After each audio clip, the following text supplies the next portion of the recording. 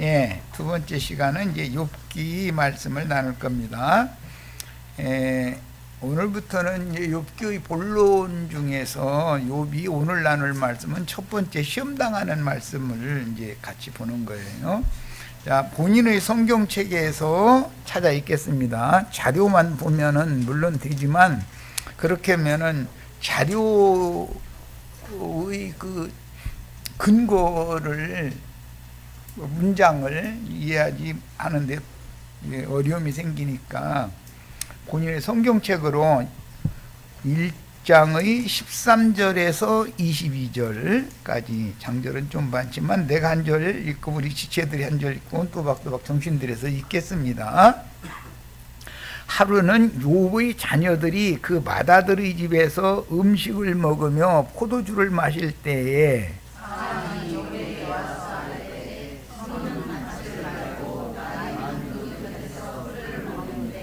스바 사람이 갑자기 이르러 그것들을 빼앗고 칼로 종들을 죽였나이다. 다만 나만 홀로 피하였으므로 주인께 아래로 왔나이다.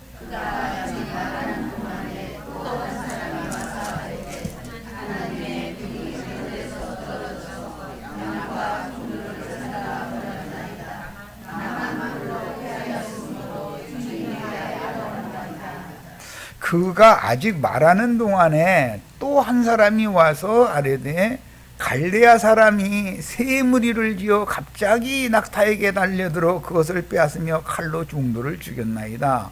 나만 홀로 피하였으므로 주인께 아래로 왔나이다.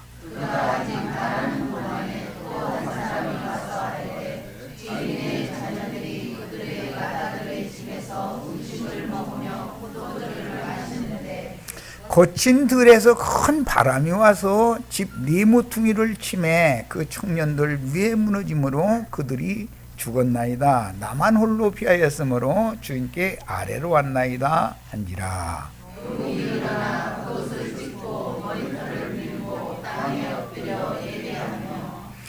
이르되 내가 모태에서 알몸으로 나와 싸운즉 또한 알몸이 그리로 돌아가올지라. 주시니도 여호와시요 거두시니도 여호와시니 여호와 이름이 찬송을 받으실지어다 하고,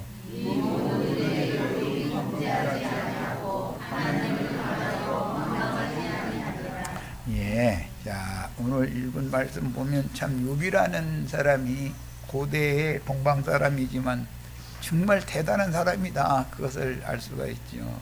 세상 사람의 관점으로 보면 정말 욥이라는 사람은 대인이고 매사를 볼 때 차착없이 빈틈없이 행하는 사람이다라는 것도 벌써 이 글체를 읽으면서 그걸 생각할 수 있습니다. 그런데 이런 사람 깨기가 더 쉽지 않다는 거죠. 우리 같은 사람은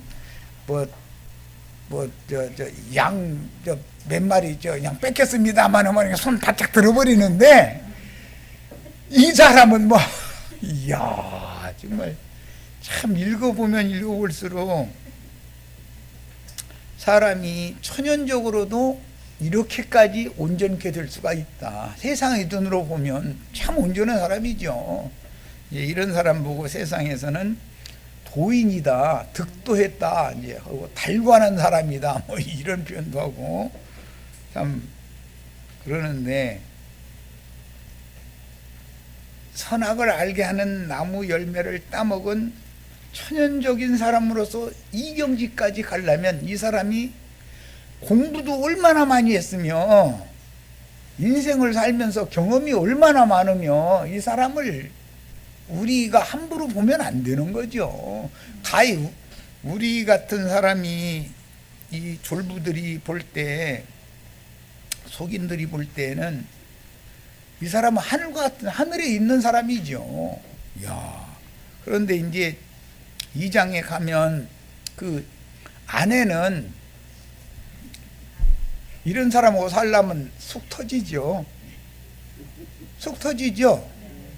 사람 죽어가지고 아들들 생일잔치하고 어디 갔다 오고 그러면은 매일 번제를 매번 드렸다는 거예요. 그 읽어봐 하셨죠? 이미 야, 그러려면 그 본제 준비는 누가 하는데? 다? 제사 준비는 누가 하는데? 아내가 다 해야 되는 거예요. 제사상 준비 다 해놓고 나면은 가서 술 한잔 올리는 것 뿐이거든, 욥은. 그러면은 지금까지 기쁘게 살았을 것 같아요. 쏙 끓여가면서 살았을 것 같아요. 뭐 그거 내가 말할 필요도 없지. 욥의 아내라는 사람도 대단한 사람이고, 이 지경이 될 때까지 하라는 대로 죽으라면 죽는 신용까지 다 수발 들어가면서 여기까지 온 거잖아요. 그 뭐 자기 자식들도 너무 잘 돼 있고, 자기네 집안에 재산도 많고 하인들도 많고, 그 뭐 어마어마한 족장의 여주인이니까, 여주인은 그 수많은 종들 말로 다 그 집안 이끌어 나가는 거잖아요. 자기가 가서 뭐 방아찌어서 뭐 음식 만들고 그런 게 아니잖아. 남자 하인 여자 하인들 다 있는데 안방에서 이렇게 문 열어 제끼고 이리 오니라 하고서는 여주인 중에 이제 청지기가 있을 거고, 남종들 중에 이제 청지기가 있을 텐데, 그러면 청지기는 그냥 와서 섬들에 딱 서서 네 말씀하옵소서 하면은, 뭐 보리쌀 광에 가서 몇 대 갔다가 어느 손님이 오늘 오신다는 소리 들렸는데 준비를 해놔라 하면은 철석같이 다 해놓고 다 했던 사람이잖아요. 그러면 이런 거인의 부인된 사람도 그 위치를 지킨다는 게 참 쉽지 않았을 거다라는 걸 우리는 알아야 된다 이거예요. 예.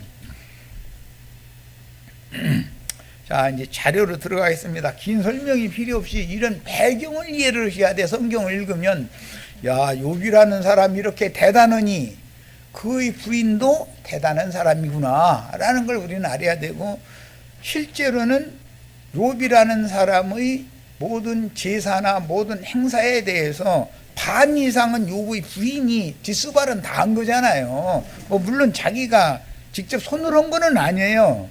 다 종들 시켜서 한 거지. 그러지만 그 상황을 잘 이해를 하셔야 돼. 그러니까 욥의 부인도 대단한 사람이죠. 욥이 대단한 사람이 욥의 부인도 대단하잖아요 지금.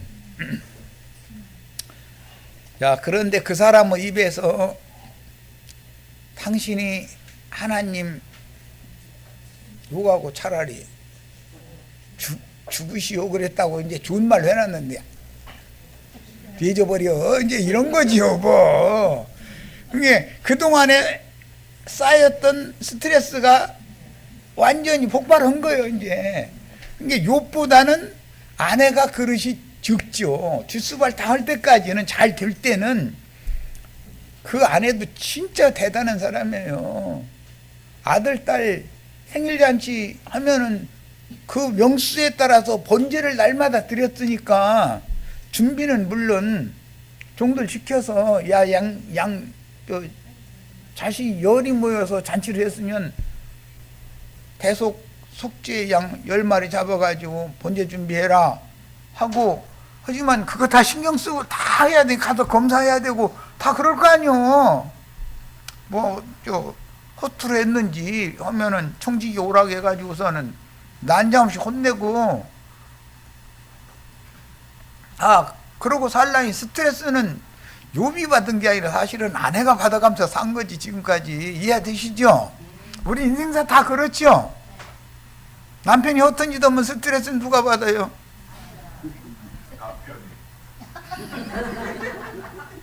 그러니까 하나님이 아내를 욥에게는 욥에 합당한 아내를 짝지어준 거자 이런 말이에요. 야, 그러니 참 이런 것도 우리는 생각을 해봐야 돼.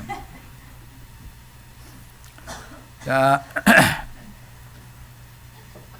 스밧 사람이 갑자기 이르러서 손은 밭을 갈고 그 곁에서 나귀가 이제 풀을 먹었다는데 2절 3절 보면 뭐 양이 몇 마리고 소는 뭐 몇 결이고 나귀는 몇 마리고 이런 게 다 나왔죠.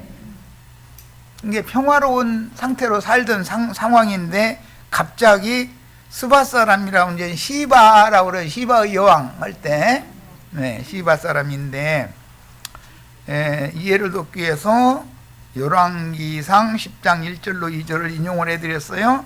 스바의 여왕이 여호와의 이름으로 말미암은 솔로몬의 명성을 듣고 와서 어려운 문제로 그를 시험하고자 하여 예루살렘에 이르니 수행하는 자가 심이 많고 향품과 심이 많은 금과 보석을 낙타에 실었더라. 이렇게 이제 열왕기 편에 보면 솔로몬의 지혜로운 말을 들으러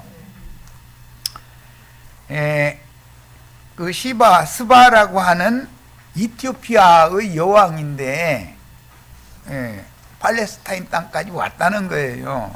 그러니까 그 여왕도 대단한 사람이죠. 고대의 그 이티오피아 시바라고 하는 나라는 오늘날의 이티오피아를 생각하면 안 되는 거예요. 어마어마하게 문화도 발전했고, 애굽을 능가하는 그런 나라였었단 말이에요. 아프리카에서는. 그리고 애굽과 바로 곁에 있는 게 오늘날의 그 시나이 반도를 말하는 거잖아요. 시나이 반도와 애굽 지역의 옆에 있는 그 지중해변, 그것까지 양쪽을 다 홍해바다 양편을 다 나라를 가지고 있었으니까 굉장한 나라죠. 스바라는 나라가.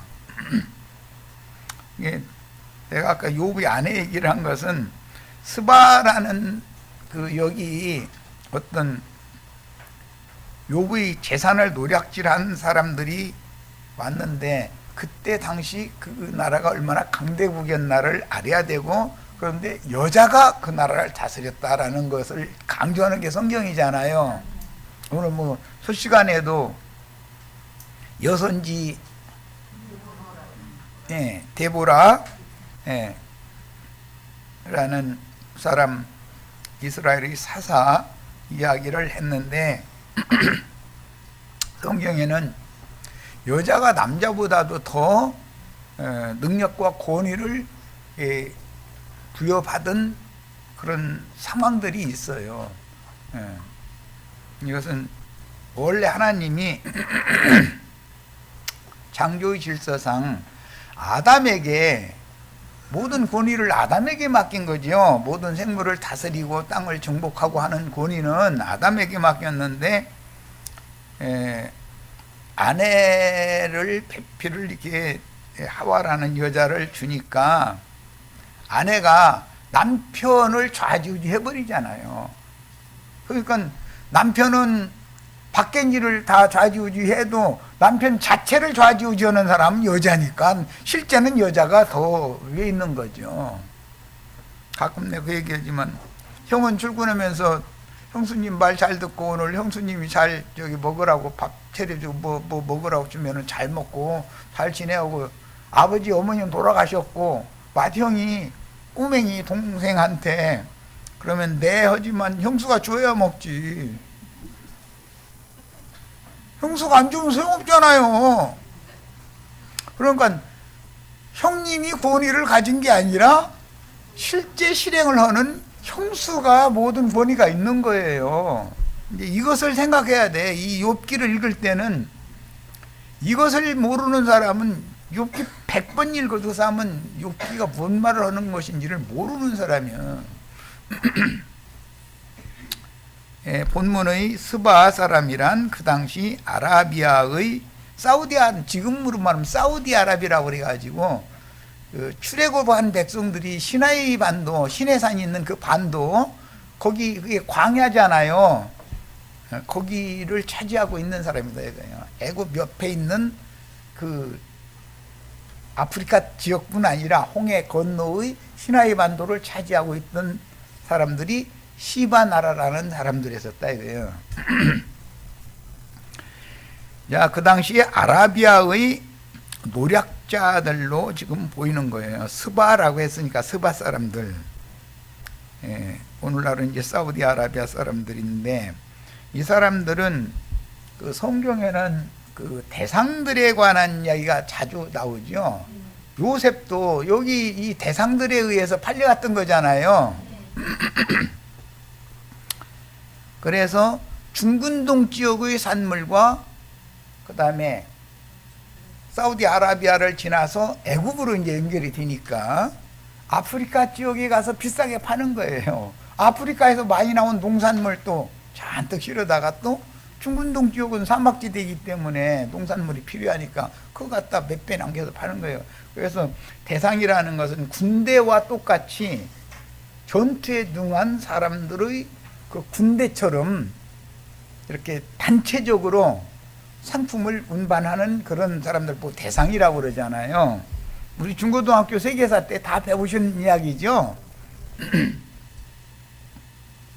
지금 세계사 공부하느냐고 또 이러시지 말고 사실은 성경에 말하는 그때 당시 고대의 그 지역의 사회와 그들의 삶을 일단은 이해를 하고서 성경을 읽어야 된단 말이야. 그들의 삶을 모르면 안 되니까. 그래서 여기 이제 자료를 봅니다. 스바 왕국은 홍해의 양쪽 연안으로 넓은 영토를 가지고 있었고 수도는 이티오피아 고원의 악숨이라고 도시를 이뤘다는 거예요. 솔로몬은 그 스바의 여왕과 사랑에 빠져 그녀를 책략에 자기의 그 지혜로 이제 스바의 여왕은 말만 들어보려고 솔로몬의 지혜만 알아보고 그냥 가려고 한 건 자기를 과신 말하자면은 한번 결합으로 온 거죠. 말하자면은 그 솔로몬에 대한 그 소문이 스바의 왕국까지 이게 퍼지니까 스바의 왕국이 내가 직접 가서 한번 보지 그러고 이제 거기까지 간 거잖아요. 갈 때는 숙이려고 간 게 아니라 한번 맞짱을 떠보겠다 이 말이지요. 나도 이런 지혜가 있으니까 큰 나라를 내가 일으킨 사람인데 솔로몬이라는 사람이 나보다 과연 얼마나 지혜가 많은가 이런 걸 대보러 간 거예요. 그런데 솔로몬의 지혜에 적기 때문에 내기를 하든지 그랬겠죠. 적기 때문에 솔로몬과 하룻밤을 잔 거예요. 그런데 그 시바의 여왕이 아기를 베가지고 갔다는 거예요. 참 재밌어요. 그 역사 이야기 읽어보면. 이게 결과적으로는 솔로몬의 지혜가 스바의 여왕의 지혜보다 더 출중하다 그 말이죠. 그건 그런 거예요. 그래서 그녀를 책략에 빠뜨리 하룻밤을 보내게 되었는데 이때 태어난 아기 그 태어난 자가 이티오피아의 초대 황제인 베넬리크 1세라는 아들을 가서 낳았다는 거예요. 그래가지고 이제 그 여왕 다음에 그 솔로몬의 아들이 이 이티오피아를 다스리게 된 거죠. 그러다 보니까 솔로몬은 가만히 앉아서 애굽의 침공을 자연스럽게 막아주는 미국의 침공을 자연스럽게 막아주는 대한민국이라는 것을 얻은 거 아니에요. 말하자면 러시아나 중공은 북한이라는 나라를 꽉 잡고 있는 한은 저희 나라가 직접 피해를 당할 필요는 없잖아요. 지금 상황이 이렇게까지 된 거예요. 이제 뭔 얘기인지 아시겠죠? 자, 인생을 살면서도 살아보면은 이렇게 말하자면 지혜가 출중한 사람은 무당해. 상대방의 지혜를 역이용을 할 줄, 상대방의 힘을 역이용을 할 줄 알거든. 그래가지고 조절을 하거든. 이티오피아가 이스라엘 솔로몬의 왕국보다 힘이 강성해지고 싶어도 뒤에서 조종을 다 하는 거예요. 애굽과 완충지대만 만들면 되는 것이지 이스라엘보다 더 강성해지면은 괜히 도와주고 나서 저희가 오히려 잡아먹기면 되겠어요? 그렇게는 않죠. 오늘날 미국도 대한민국을 가지고 놀죠. 조종하는 거예요. 그래서 자동적으로 미국의 종노릇을 할 수밖에 없도록 모든 여건을 만들어 가버려. 그렇게 하는 것이 세상 나라의 정치적인 상황인 것처럼 우리도 인생사가 지혜가 다 그렇잖아요. 안 할 소리지만 대부분 그것은 사위를 이용해 먹는 경우가 상당히 많지, 장인어른은. 그렇죠? 야곱을 이용해 먹은 게 누구예요? 장인어른이잖아요. 아버지는 자기 아들 이용해 먹지를 않거든. 그런데 장인어른은 한 치건도 두 치라 생각이 다른 거야. 그 인간사와 또 보면 다 그러잖아요. 나도 그래줄까 봐서 우리 사이 뭐 하나밖에 없는데 그거 내가 맘 잘못 먹으면 큰일 난다 싶은 생각, 이렇게 하면 안 되지, 이제 이런 생각을 내가 가끔 하거든. 그게 성경을 아는 어른들이 하는 태도잖아요. 내 이걸 정직하게 나가야지.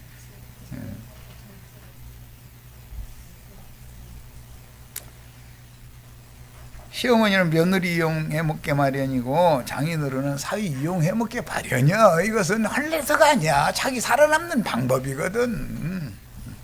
그런데 우리는 사위나 며느리를 이용해 먹지 말고 주님만 바라보고 살아야 된다, 이 얘기를 지금 가르침 받는 거예요. 그러니까 이게 참 이게 쉬운 게 아니에요. 알고 보면 믿음으로 산다, 뭐 믿음으로 행한다, 이게 쉬운 얘기, 말은 쉬웠지만 그게 참 여러 가지가 있는 얘기죠. 자, 그래가지고 메넬리크는 성장해서 왕이 되기 전에, 이제 황제가 되기 전에 저희 아버지 나라를 또 찾아간 거예요. 이제 지 엄마가 일러줬겠지. 사실은 네 애비는 저 중동 지옥의 맹주인 솔로몬이라는 사람이다. 그러니까 아버지 만나러 갔을 거 아니에요, 자란 다음에는. 그런데 가가지고 자기 시바 여왕의 아들이 왔다 그러니까 솔로몬이 영접하고, 지 아들이니까 영접하고 법률과 신학을 가르쳐대는 거예요. 참 그때 당시 고대 사회에도 이런 보고 가는 이런 것이 있었어요. 그리고 이제 그들의 주장으로는 언약궤가 시바라는 나라에 있다. 하나님의, 이제 언약궤는 하나님의 증거고 하나님의 간증인데, 솔로몬한테 선물을 몰래 받아가지고 언약궤를 가지고 왔다는 거예요. 그러니까 하나님의 인재와 하나님의 능력과 권위는 우리가 가지고 있다, 이렇게 떠들 수 있는 이제 그런 뭔가. 그런데 이게 비밀이라 뭐 진짜로 가져간 건지 거짓부렁을 하는 건지는 알 수 없으나 역사상에는 이렇게 돼 있다는 거예요. 그런데 지금 실제 언약궤라는 게 없잖아요. 그러면 성전에 그런 걸 보면은 이 언약궤 행방에 대해서 지금 굉장히 이 전 세계 이 신학자들이 아주 관심사거든. 그런데 우리는 성령이 돼가지고 우리 속에 오신 분이 언약궤의 실제다, 예수님이. 이제 이것까지 우리가 이제 터득을 했으니까는 뭐 이것 가지고 언약궤가, 물질적인 언약궤 가지고 다퉈봐야 다 소용없는 일이지 뭐. 자, 이건 이제 인터넷상에서 사전에서 발췌해서 우리 지체들 이런 역사적인 사실을 좀 알 필요가 있다 해서 이게 올려드린 거고, 16절로 갑니다. 그가 아직 말하는 동안에 나만 혼자 살아왔습니다. 많은 종들 다 죽었습니다. 뭐 재산 날라갔습니다. 막 이런 얘기는 계속 하는, 연거푸 하는 것 보고, 지난번 번역에는 그런 연거푸 그런 일이 있는 것 보고는 뭐라 그러죠? 갈마들여 친다. 갈마들여 친다. 하나님이 한번 쉴 때, 세상에서 인생을 살다 보면 뭔가 삐끗하기 시작하면은 이쪽 때려서 저쪽으로 돌아가면 이쪽도 때려서 이렇게 돌아가면 이쪽도 때리고, 나중에 맞박치고 이제 뭐 정신이 하나도 없죠. 그렇게 하는 거 경험해 보셨죠? 그런 거 보고 뭐라 그래요? 갈마들여 치신다. 뭐 양떼만 뭐 이렇게 뺏어가고 뭐 종 몇 명 죽은 것으로 끝냈으면 복구가 쉽죠. 그런데 연거푸 막 그날 이렇게 그냥 자식 10명 죽을 때까지 쳐버린 거예요. 이렇게 되면 나중에는 이 정신이 약한 사람은 자살하지요. 그런데 이 욥기를 보고 우리는 배울 것은 있어. 그때 주신이도 여호와시오 가져가니시도 여호와시니 이제 이렇게 할 줄 아는 사람이 되면 좋은데 그렇게가 굳어지면 안 된다는 거죠. 오늘 첫 시간에 우리 홍영님도 그 얘기하더만 말로는 뭘 못해. 진짜 그 영이 그렇게 믿느냐 하는 것이 중요한 거지. 그렇게 믿으면 그렇게 사는 거니까 그것은 말로 꼭 해야 되는 건 아니야. 그런데 상대방의 그 믿음을 알아보려면 그의 말과 그의 행위를 안 볼 수가 없는 거다 이거예요. 열매라는 것은 말로 나타나거나 행동으로 나타나는 거니까. 그런데 그것만 가지고 판단하면 안 되는 거죠. 지금 이걸 배우는 거예요. 상대방의 어떤 말과 어떤 행동에 대해서 나의 기준에서 쟤는 뭐 때문에 그래. 우리 저 자매가 뭐라고 얘기하는데 내 눈치 없는 줄 알아. 이러면 안 된다 이거예요. 하나님이 그렇게 하시게 했기 때문에 한 거예요. 그건 뭐 때문에 그래요? 나를 연단시키려고 그런 거예요. 나를 온전케 만들기 위한 방편이거든. 그 사람이 생판 그러지 않던 사람인데 갑자기 이상한 소리하고 이상한 행동할 수 있죠. 그때는 그 사람한테 미러쿵저러쿵 할 필요가 있어요 없어요? 그 사람의 뒤에는 여기 지금 욥의 재산을 3차에 걸쳐서 뺏어가고 자식들까지 다 죽이면 이제 4차례에 걸쳐서 이런 사건이 벌어졌는데, 이렇게 할 때는 욥은 그 상황을 지금 보니까 단련된 사람이고 어른스럽게 처신을 해야 되잖아. 그러니까 주신이도 여호와시오 막 이제 이랬으니까 아내는 듣다 아유, 네가 믿는 하나님 저주하고 뒤져버려 이렇게 나온 거예요. 그런데 욥에 대해서 제일 잘하는 사람이 누구예요? 아내는 못 당해. 하루에 이 사람이 방구 몇 번 끼는 것까지도 다 알아. 아내는 그렇죠. 이웃 아주머니가 알아요 몰라요? 그러니까 그러면 안 된다 이거예요.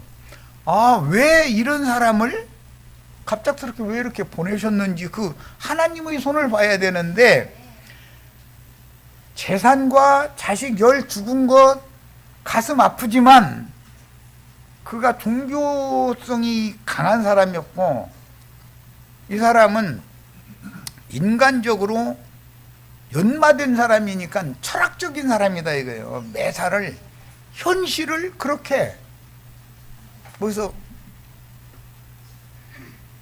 흔들리는 모습을 보이고 싶지 않은 거예요. 그런데 그런 것을 욥의 아내는 욥의 속내를 다 알아요 몰라요? 훤히 꿰고 있는 사람이 옆에 있어. 수십 년을 같이 살았는데 욥 속에 무엇가 있어서 지금 이 말을 하는지, 이게 위선인지 진실인지 그걸 욥의 아내는 하나님 눈과 똑같아. 아주. 그러니까 욥의 아내가 속 뒤집는 소리 하는 거예요. 그런데 남자들은 그렇게 하지 않으면 약해지지가 않아. 아내 보고 푹 하면 뭔 일이 잘 어렵고 힘들면 아이 나 죽어야 할 것 같아. 이제 그래요. 그러면은 아내가 듣다 그러면 되느냐고, 애들을 낳고 당신 죽으면 어쩌냐고 이렇게 하다가 욥처럼 그래 죽고 싶어? 뒤져버려. 이러면 그 다음부터 또 난 죽는다는 말 해요 안 해요? 딱 끝나버려요. 욥에게 욥의 아내를 붙여주신 하나님이 더 전능하신 분이죠. 우리는 이걸 읽어야 된다 이거예요. 자, 그 다음에 이제 16절 이하 읽습니다. 그가 아직 말하는 동안에, 말이 채 끝나기도 전에 다른 종이 막 헐레벌떡 들어오더니 하나님의 불이 하늘에서 떨어져서 양과 종들을 살라버렸나이다. 나만 홀로 피하였으므로 주인께 아래로 왔나이다. 이것은 마른 하늘에서 날벼락 내려가지고 양떼들 다 시커멓게 타 죽었습니다. 그 말이잖아 지금.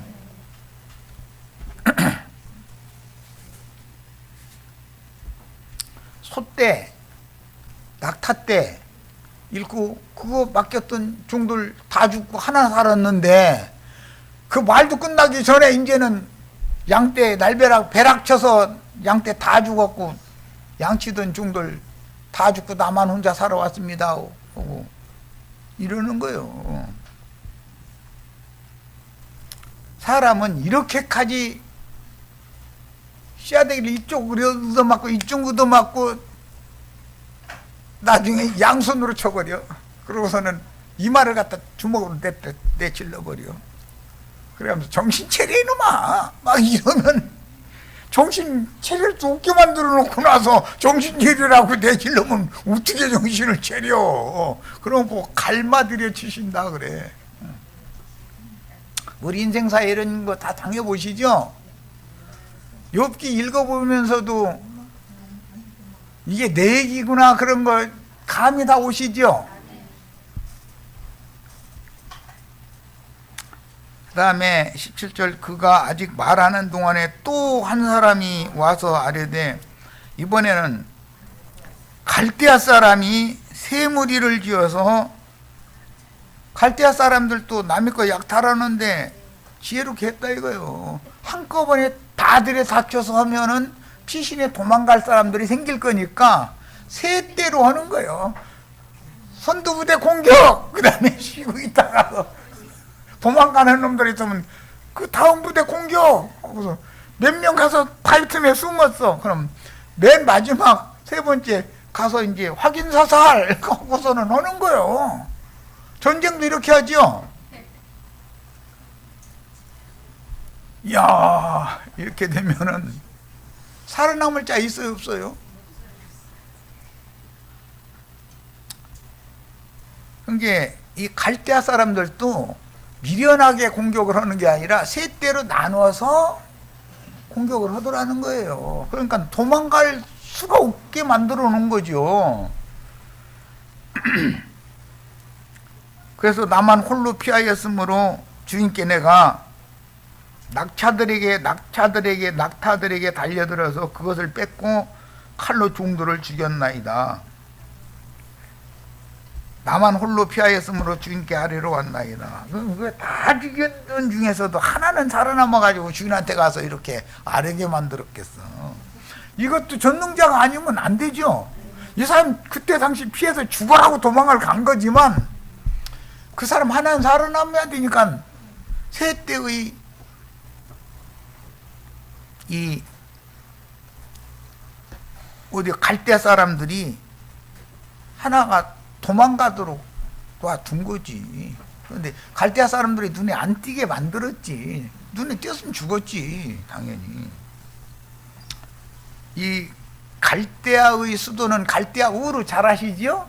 아브라함이 거기 거쳐서 하란으로 올라갔을 때 바벨에서 갈대아 우르를 거쳐서 하란으로 갔다가 하란에서 아버지가 돌아가시니까 그 다음에 하나님의 지시를 따라서 다시 역으로 하란 갈대아 거쳐서 가나안 땅에 이제 다시 온 거예요. 그게 이제 우리 창세기 12장부터 나오는 말씀이에요. 갈대아라는 말은 바벨로니아의 남부를 가르치는 고대의 지명으로서 수도는 우르였었다. 갈대아 우르는 아브라함의 고향이었다라고 이게 사전에 이렇게 됐는데 아브라함의 고향은 하란이죠. 사실은 하란성이죠. 갈대아 사람들은 셈족의 한 종족이다 이거예요. 셈의 후손들이다 이거예요. 그러니까 아람족이 다 갈대아 사람이죠. 하란성과 나홀성 사람들이 갈대아 사람들이잖아요. 그때 문화를 최초의 세계의 그 문화를 일으킨 사람들이 유브라데 갈대아 그 강의 흐르는 그 삼각주 지역에서 세계 최초의 문명이 일어났잖아요. 그래서 그때 당시 함무라비 대왕이라는 역사에서 배우셨죠? 법을 따라서 그 큰 나라를 지배하던 그런 함무라비라는 왕을 일으킨 문명을 일으킨 자들이잖아요. 세계의 이제 세계사에서는 최초의 그 일어난 문명은 갈대아 문명이다. 이제 이렇게 표현을 하는데 그때 미디아 왕국과 연합해서 바벨론을 점령하고 이건 한참 뒤의 일이에요. 이제 BC 613년에 아수르의 수도 니느웨를 함락시켜서 아수르를 멸망시킨 다음에 신 바벨 왕국이 바벨론 제국이 되죠. 후에. 그런데 이게 갈대아 왕국이다 이거예요. BC 586년에는 느부갓네살 왕이 남왕국 유다를 멸망시키고 이스라엘 민족을 포로로 잡아간 것. 이스라엘 민족이라고 이게 사전에는 이렇게 놨지만 민족보다는 왕, 제사장, 선지자와 그들에게 순종하던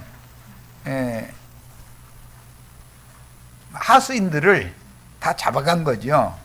이제 70년 후에 다시 이제 이들이 돌아오면 새 예루살렘 성과 새 유다라고 하는 나라를 다시 세우게 하는 것이 이제 그 하나님의 역사였어요. 일단은 멸망시키고 다음에 다시 회복시키는 역사가 계속 있어요. 우리는 여기에서 알 수 있는 게 성경에 이제 여러 번을 이제 나오는 이야기인데 고라자손의 시 얘기 나오죠. 고라자손을 민수기 16장 보면 멸망시킬 때 고라가 그때 당시의 인도자였던 모세의 인도에 대해서 저항을 하다가 땅이 입을 벌려서 고라와 그 가족을 다 삼키는 중에도 고라의 자손 하나를 딱 놔도 하나님이 참 하시는 거 보면 기가 막혀.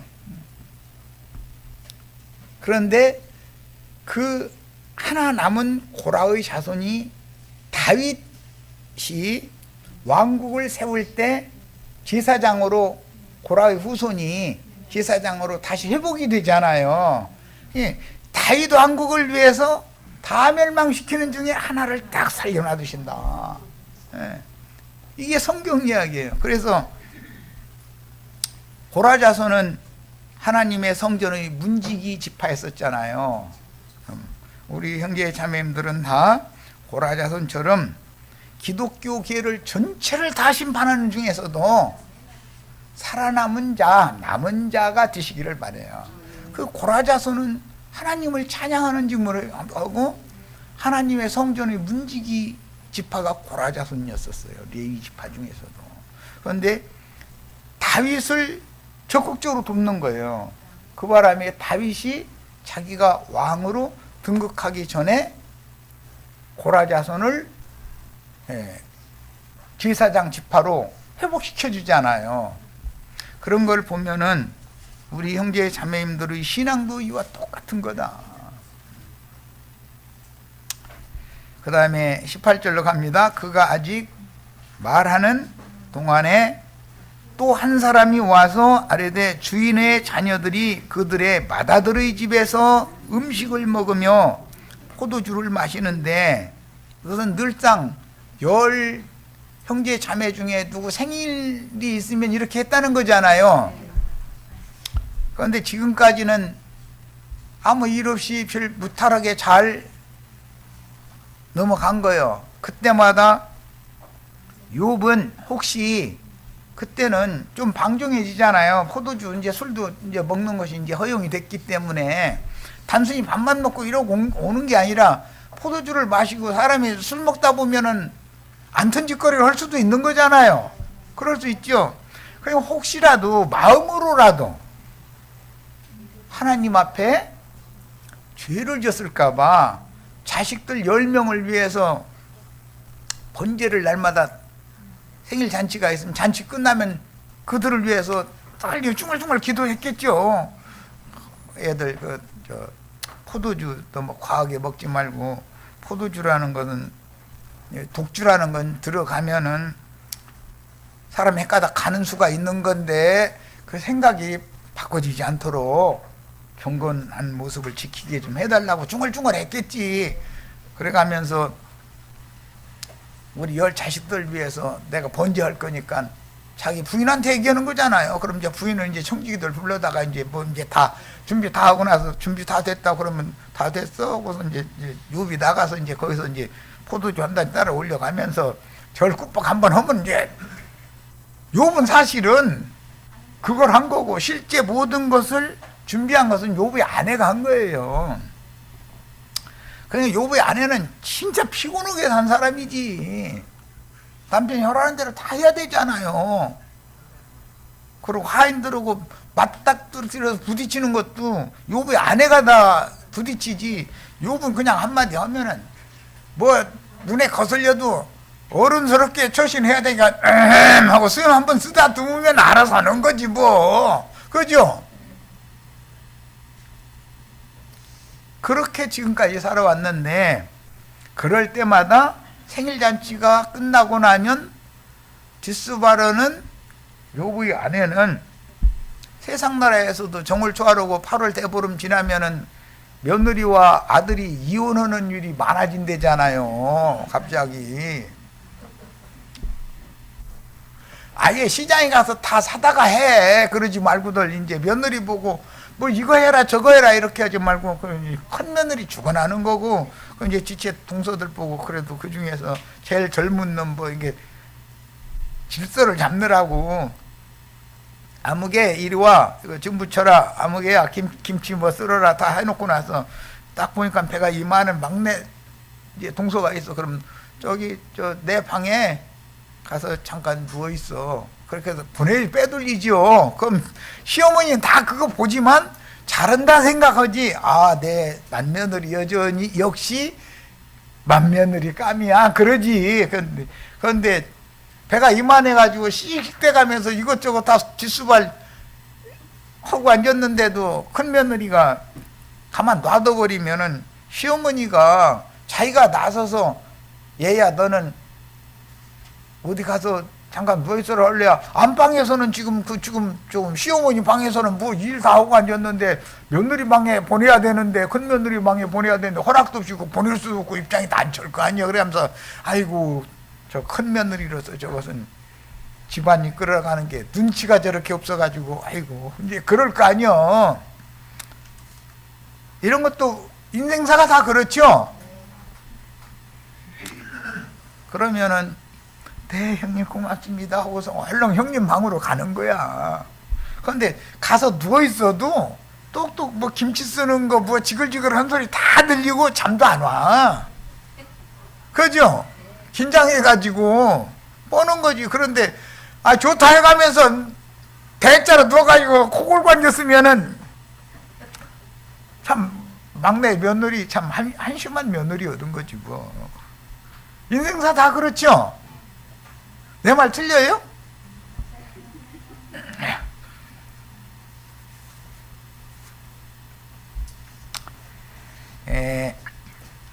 광야에서 이런 것은 거친 들에서 바람이 왔다 이렇게 나왔는데, 이 바람이라는 용어는 성경에서 어떤 천사 무리가 급작스럽게 움직이는 모습을 표현할 때 바람이라고.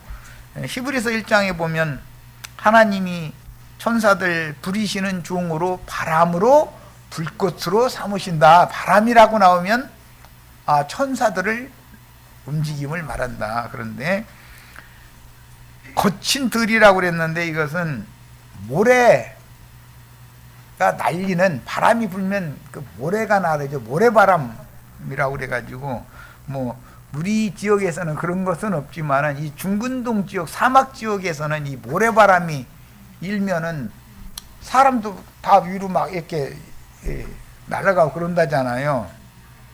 그런데 그 광야 거친 들에서 모래사막에서 큰 바람이 불어서 그 회오리 바람이라고 뭐 이게 다 막 그거 걸리면은 사람도 다 이게 날아가는 거잖아요. 그런데 이 바람이 요의 10 자식들이 잔치하고 있는 그 집에 딱 와서 부딪혀버리는 거예요. 하필이면. 그러니까 폭삭 주저앉으니까 10명이 한꺼번에 다 떼죽음 당했다는 거예요.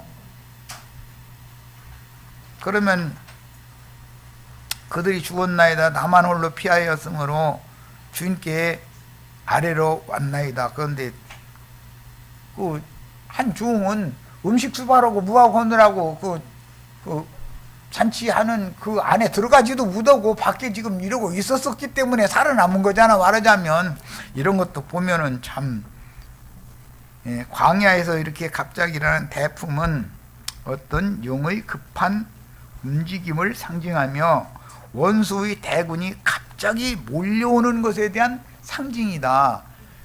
그 대적들이 내가 원치 않는 어떤 평화로운 나에게 안일하게 살고 있는데 어떤 사건이 갑작스럽게 우리 집에 몰려올 수가 있죠. 그런 것은 왜 그런다고요?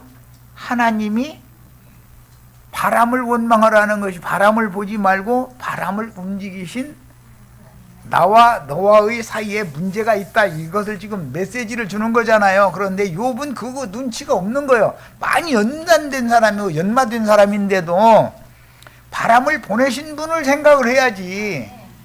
그래가면서 손을 바짝 들고 했다면 욥이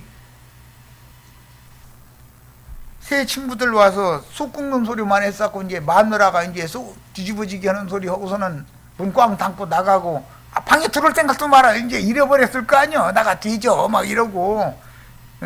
그러면은 욥이라는 사람이 깨지야 맞지요. 그런데 그런 상황까지 왔는데도 오늘 20절로 22절 이제 마무리 읽고 마치겠습니다.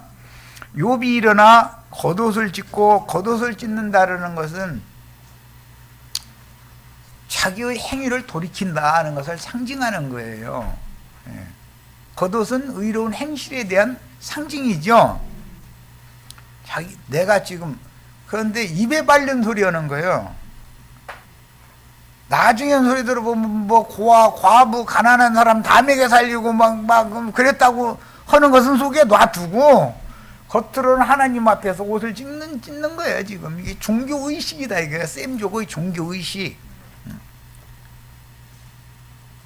겉옷을 찢고 머리털을 밀었다고 번역이 되는데 원은 수염을 깎는다 이 말이에요. 수염이라는 건 권위를 상징하는 거예요. 내가 하나님 앞에서 무슨 능력이 있습니까? 자기 권위를 아무것도 아닌 걸로 한다 이런 말이에요. 그리고 땅에 엎드려서 예배하였다. 단순하게 이렇게 번역이 됐는데 하나님 앞에 회개하고 돌이키려면 반드시 종시켜서 티끌 모으게 만들죠. 그래가지고 그 주인이 와서 딱 푹신푹신하게 티끌 모아가지고 앉을 자리를 만들어 주는 거예요. 가면은 양주먹으로 막 하늘을 향해서 막 티끌을 날리고 머리에 티끌 뒤집어 쓰고 가슴 두들려 가면서 하나님 내가 잘못했으니 나를 좀 살려주세요. 그렇게 하는 거예요. 이것은 바리새인들의 회개죠. 그런 것을 상징하는 거예요 지금. 그래서 하는 소리가 뭐라고 하냐면 예배하여 이르되 티끌을 무릅쓰면서 경배했다 이 말이에요. 땅바닥에 엎드렸다라는 말 티끌에 엎드리는 것을 말하는 거 이런 일반 땅을 말하는 게 아니에요. 내가 모태에서 알몸으로 나와 싸운즉 이랬는데 이 알몸이라고 번역된 이런 용어는 지난번 번역엔 적신, 핏덩어리. 우리 모태에서 나올 때 핏덩어리로 나오죠. 피 묻혀가지고 나오잖아요. 아담이라는 이름이나 나중에 에돔이라는 이름은 붉은 흙이라는 뜻이요. 그것은 진흙이 마르면 예, 티끌이 되죠. 모태라는 그 개념은 여자가 나를 잉태했다 이제 이 말인데, 이제 우리 저 어머니들 할머니들 다 되신 분들 죄송합니다.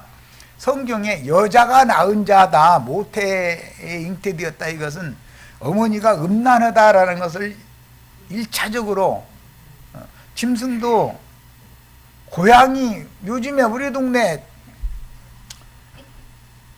사방에 시끄러워서 잠을 못 자. 얼마나 그냥 듣기 싫은 소리로 그냥 빽빽빽 쌌는지. 그건 나 안 났으니까 순놈들 다 모여라 이 말이잖아요. 지금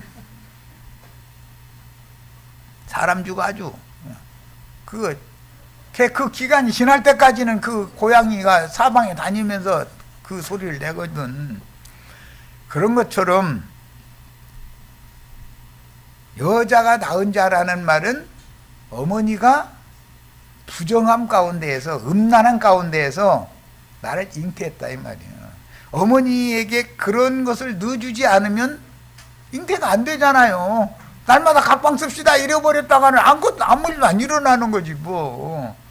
어느 날은 갑자기 전화해가지고 오늘 일찍 들어와? 이런 날 있죠. 그러면 남편이 얼른 알아들어야죠. 그러면 쥐소리도 말고 들어가면서 아내가 좋아할 것을 좀 사가지고 가서 비유도 맞춰주고 그래야 되는데, 아니 나 오늘은 바빠 이래버려. 그러면 눈치 없는 남편이지. 그럼 뭐 아무 일도 안 일어나는 거지 뭐. 다른 때 안 튼 말을 아내가 하면 아내에게 그때가 왔다는 걸 지금 남편에게 지금 귀띔해 주는 말이잖아요. 난 할아버지 다 됐으니까 젊은이들 들으라고 하는 소리인데, 그런데 젊은이들 이런 눈치도 없이 오늘 싸 말고 나 바빠 오늘 못 들어가 이래버리면 알았어 하고 힘없이 끊죠. 그러면 아무 일도 안 일어나. 아무리 바쁜 세상사 아무리 바빠도 제일 바쁜 대사 큰 일은 그 일밖에는 없어. 그 일보다 더 바쁜 일은 없어. 그것을 딱 알아야죠. 알고 그날은 들어가서 좀 무릎도 꿇어쌌고 뭐 이렇게 해야 뭐가 되잖아요. 뭐 당신 뭐 먹고 싶은 거 있으면 뭐 찌개 뭐 끓일까 하면은 나 뭔 찌개 저지 말고 당신 좋아하는 걸로 끓여. 그래야 맞죠? 맞아요? 틀려요? 진작에 알려주셨어요. 그런데 교회 생활 수십 년 하고도 이런 걸 모르면은 목사가 엉뚱한 걸 가르치는 거예요. 지금 성경의 내면을 가르쳐야 되잖아, 말하고자는. 그래서 실패 없는 인생이 되라는 걸 가르치는 것이 목회자가 해야 될 일이잖아. 그런데 목사라는 사람들이 괜히 세상사 얘기나 해서 성경과는 아무 상관없는 성경의 내면에 있는 것을 가르쳐줘야 하고 영적으로 빛이 와서 깨달을 거 아니냐 이 말이야. 그래야 생명이, 오늘 홍영재님 얘기한 것처럼 생명의 수가 점점 높아지게 만드는 것이, 생명이 온전케 되도록 만드는 것이 목회잖아요. 그런데 이게 생명과는 아무 상관없이 자기한테 돈 열심히 잘 갖다 바치면은 부자 된다, 망해가던 사업이 흥하게 된다, 이런 소리나 해서 이건 완전히 사기치는 소리들이지. 그것은 목회를 잘못하고 있고, 사람들이 육신의 생각에 따라서 땅의 일에 몰두하다 보니까 그런 설교하는 사람들한테는 수만 명이 모여, 수만 명이. 그런데 여기서 이런 거 가르치면 무엇 너무 욥기 읽으면서 욥의 아내가 그렇고 뭐 어쩌고 스바 여왕이 어떻고 남녀 관계가 어떻고 이런 거 얘기하면은 그 뭐 욥기 내용 글자로 보니까 그게 안 있던데. 근데 내 눈에는 이 글자 속에 이게 들어있어. 내 눈에는. 자, 우리 형제 자매님들도 다 이런 말씀을 통해서 삶의 지혜를 다 얻어서 자신의 구원의 말씀으로 다 믿음으로 취해드리시기를 바랍니다. 여기까지서 마칩니다. 이 이제 그 구체적인 설명은 끝 오늘 자료해드린 걸 집에 가서 다 읽으셔야 돼요. 예, 자 여기까지서 마칩니다.